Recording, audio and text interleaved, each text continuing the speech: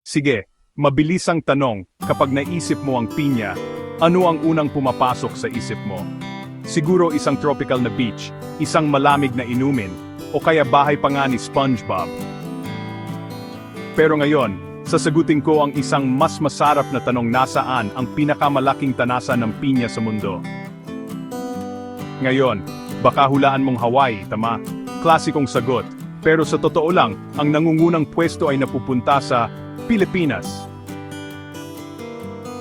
Yup, ang pinakamalaking taniman ng pinya ay nasa isang lugar na tinatawag na Bukidnon, sa isla ng Mindanao.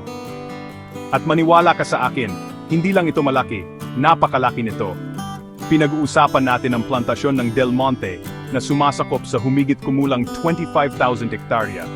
Parang 35,000 soccer field ng pinya. Ang plantasyong ito ay nandoon na mula pa noong 1920s, at hindi lang ito tungkol sa dami, ang kalidad ay world-class din.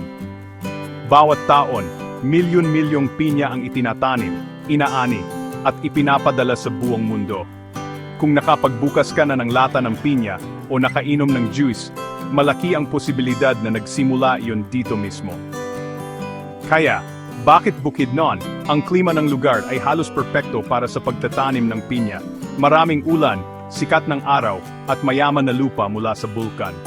Dagdag pa, gusto ng pinya ang medyo mataas na lugar, at ang Bukidnon ay nasa kabundukan. Kaya sa susunod na kumain ka ng pinya, tandaan baka natitikman mo ang isang maliit na bahagi ng Pilipinas. Sino ang nakakaalam na ang kabisera ng pinya sa mundo ay nagtatago pala sa Mindanao? Manatiling mausisa at magkita tayo sa susunod.